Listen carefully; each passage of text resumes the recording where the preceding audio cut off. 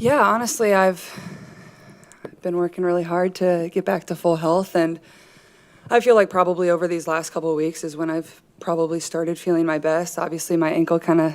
Nobody could have guessed that the most renowned rookie in basketball history would be planning an escape route just months into her professional career, even though everyone believed the franchise was rescued the moment she was drafted. The true story was taking place somewhere the cameras couldn't see, but fans saw the eye rolls, exasperated sighs, and disengaged body language on the court.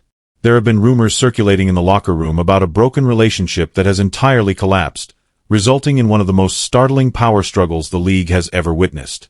A generational talent poised to turn a faltering squad into champions began as a dream come true. However, it soon turned into a poisonous atmosphere of competing egos, purported penalties, and a coaching staff that appeared utterly unprepared for the phenomenon they had just inherited. People didn't anticipate open conflict between a star player and the individuals employed to mentor her, but they did anticipate growing pains. There are rumors that an explosive ultimatum has been issued directly to the front office, indicating that the tension has reached a boiling point. However, you have to look at the first moments she took the court wearing a professional jersey in order to comprehend how things turned so outrageously horrible so quickly. Indiana was meant to be a basketball paradise where a Midwest prodigy might develop into the ultimate professional icon.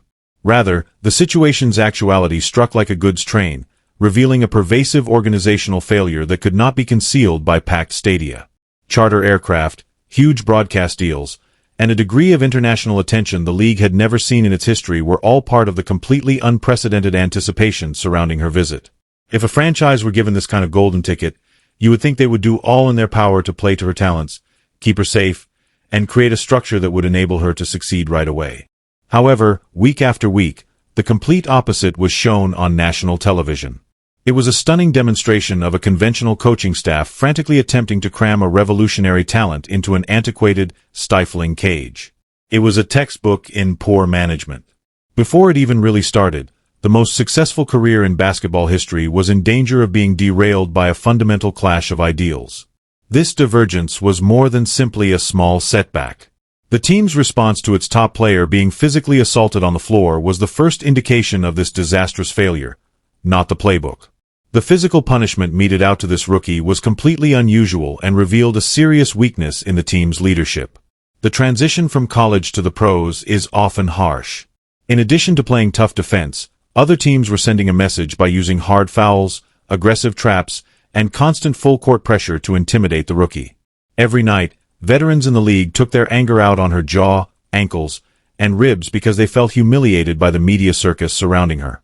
Everyone in the audience anticipated that her squad would support her, adopt an enforcer mindset, and defend their golden ticket at all costs. If you take a cheap shot at the franchise player in any other sport, the rest of the team clears the bench to ensure that it doesn't happen again.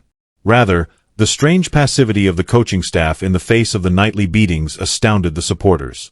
The head coach was frequently observed standing with her arms crossed after contentious hits, offering no fierce defense, no yelling at the umpires, and no tactical changes to penalize the aggressive defenses. Even after the whistle, there were times when she was obviously pushed to the hardwood, and the sideline was completely still. Press conferences following games became extremely awkward as the leadership made cliched remarks about wanting to be harder while tacitly blaming the youngster for not adjusting to the professional toughness fast enough. For a player accustomed to a setting where the entire program was based on intense protection and mutual trust, this lack of verbal support felt like a huge betrayal.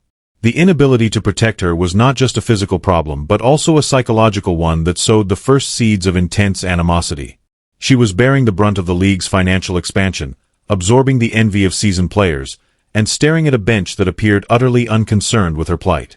However, every time they took the court to play an aggressive set, a deeper, more systemic issue was developing, so the physical abuse was just the tip of the iceberg. The actual conflict started in the playbook, where two very different basketball ideologies met with disastrous results. You had a revolutionary guard on one side whose whole persona was based on deep transition threes and lightning-fast transitions, and a fluid offense that relied on her exceptional court vision and mastery of improvisation. She saw passing routes and scoring angles that no one else in the building could understand, so she did more than just play the game. Conversely, you had a head coach who was firmly committed to an antiquated, defensively inflexible system that required sluggish, half-court setups and strict structural control. It was similar to questioning why a tractor with a Ferrari engine wasn't winning races on the racecourse.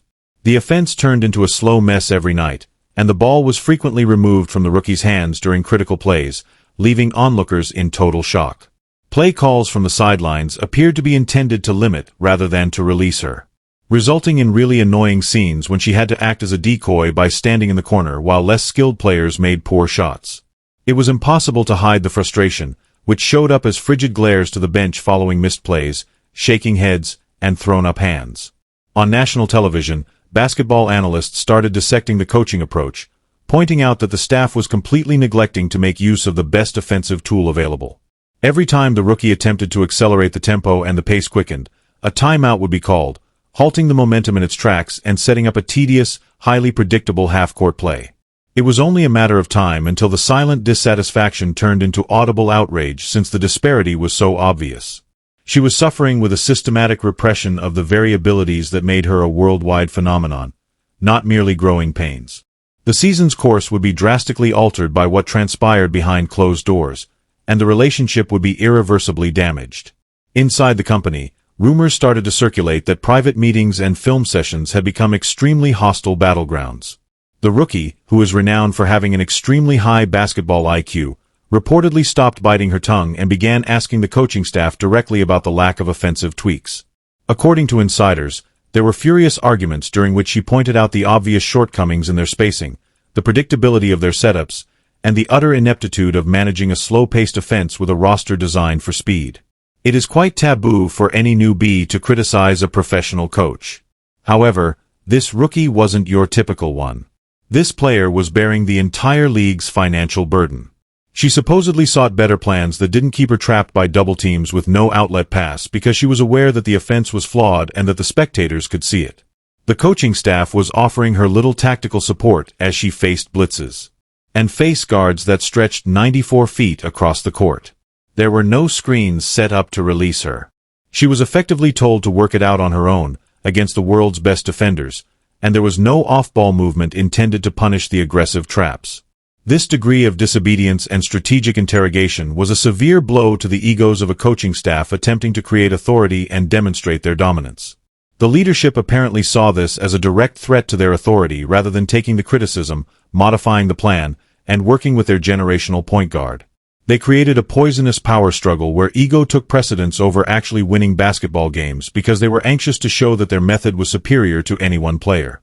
In order to reclaim control of the locker room, the coaching staff felt compelled to send a clear message. This led to a very contentious decision that would eventually go viral on the internet and ignite a tremendous media controversy. When the team's top player suddenly began to see her minutes suspiciously reduced during the most crucial times of closely contested games, both fans and experts were left absolutely perplexed. The coaching staff started benching their star player just when she was most needed, all under the really flimsy pretexts of foul problems, exhaustion, or defensive matchups. In certain instances, the offense would completely stagnate in the fourth quarter, in dire need of a spark to close a narrowing deficit. However, the franchise player would be seen sitting there with a towel over her shoulders and looking utterly enraged as the camera panned to the bench. She would chew on her lip while staring at the floor, exuding a competitive rage that could be seen on the TV. Strategic load management was not what this was. Many insiders conjectured that this was a deliberate, punitive action meant to remind the rookie of who was ultimately in charge. Benching the star to demonstrate compliance, defensive effort, and system obedience was a traditional old-school coaching strategy. However, it backfired in the most spectacular way imaginable to try to punish a generational idol in front of millions of devoted supporters. While the players' camp calmly watched the obvious disrespect on national broadcasts, social media exploded with indignation, demanding the coach's immediate resignation. The coaching staff's startling lack of self-awareness was demonstrated by the sheer arrogance of benching the one player who was in charge of selling out venues around the nation. The fact that the player was sidelined for a significant portion of the fourth quarter due to a petty power trip was a huge insult to both the player and the millions of spectators who paid outrageous ticket fees to see her perform. Were completely terrible, turning into a daily circus for sports talk shows that analyzed each and every replacement, timeout, and frustrated sigh on the sidelines. However, the conflict wasn't limited to the star and the coach. Everyone wearing the shirt experienced an extremely uncomfortable dynamic as it quickly spread to the rest of the team. According to reports, the environment in the locker room grew extremely uncomfortable, resulting in a silent rift that made teammates constantly tread carefully. The seasoned players were caught in a tug-of-war between a traditional obedient colleague and a revolutionary teammate who had a deeper understanding of the game than the staff, which put them in an untenable and unfair situation. There was enough tension to cut with a knife during the media availability. When reporters questioned teammates about the contentious coaching choices, the offensive difficulties, or the aggressive fouls against the rookie, their answers were extremely circumspect, replete with awkward pauses and prepared PR comments that stated nothing at all. Nobody wanted to publicly rebel against the coach who managed their playing time, but they also didn't want to offend the superstar who was actually improving their platforms, getting them charter flights, and covering their expenses with enormous increases in league revenue. The rookie felt even more alone against an organization that was wholly unprepared to deal with her level of brilliance as a result of the lack of a cohesive front. According to whispers, she felt completely alone in a facility that was meant to be her home, surrounded by teammates who were too scared of professional reprisals to stand up for her and employees who despised her extraordinary reputation. Managing the demands of the entire sports world while also engaging in a civil war within her own facility was a psychological pressure cooker. A hardened, cynical demeanor of someone who realized they were stuck in a seriously faulty system was clearly replacing the joy that had marked her undergraduate career, the contagious smile, and the swagger that enthralled millions. The league is currently holding its breath and feverishly preparing for the consequences as a result of this extremely toxic isolation, which was the last straw and started a behind-the-scenes power struggle. The players' incredibly strong counsel apparently intervened behind the scenes after seeing that their client's career path, mental well-being, and multimillion-dollar brand could not afford to be permanently linked to an inept, excessively restrictive setting. The uppermost echelons of the franchise's front office started to hear rumors of a catastrophic ultimatum, going directly to ownership and completely avoiding the coaching staff. According to reports, the message was very clear. Either the offensive strategy and coaching staff undergo significant adjustments, or the team runs the risk of losing the biggest attraction in sports history as soon as she is contractually free to make a move. She has practically unheard of leverage for a rookie in any professional sports league. In addition to selling tickets, she is alone to blame for record-breaking TV ratings, enormous increases in product sales, and a total revitalization of the local economy on game days. Her presence is essential to the hotels, restaurants, and bars surrounding the arena. And her sustained appeal to viewers is a major factor in the league's impending broadcast rights negotiations. The team would suffer terrible financial damage if she were to formally demand a move or simply threaten to sit out or play in a rich overseas or alternative league, instantly returning them to total obscurity. According to reports, ownership is currently in a state of complete panic, unable to decide whether to acknowledge their disastrous error by sacking a coach they recently committed to or to stand their ground and run the risk of losing their golden goose for good. The general manager who assembled the current squad is under tremendous pressure from all quarters, seeing that drafting a cultural phenomenon simply does not follow the principles of traditional team building. A player of this caliber is not expected to integrate into your culture. The player is the focal point of the entire culture. According to reports, rival general managers in the league are grinning broadly as they watch the chaos play out, discreetly calculating their salary cap space and arranging historically large trade offers in case she demands an urgent leave. A rookie has never held such authority in the league. However, they have never witnessed their own organization treat a rookie with such bewildering contempt. Temporary apologies and small playbook adjustments are no longer sufficient because the crisis has reached a critical magnitude. There is no eye contact, no cooperative communication, and an icy distance that speaks volumes, according to body language. Specialists on television analyzing the point guard's interactions with the head coach. This utterly shatters the trust between the sidelines and the point guard. She frequently stands at the outside of the huddle when a timeout is called, staring blankly at the ground while the coach frantically sketches a play on the whiteboard that everyone knows would stall out in 5 seconds. The crowd in the arena has also turned, noisily screaming the rookie's name when she is mysteriously left on the bench during crucial moments and loudly jeering their own coaching staff during poor substitutions. The reality TV drama that is taking place on a basketball court has turned into an extremely poisonous spectacle, and the young star's mental health is suffering more and more as a result.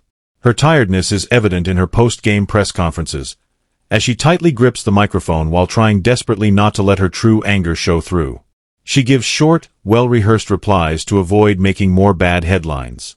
Knowing that they are sitting on a powder keg, the media is always searching for the one comment that will blow the whole thing apart.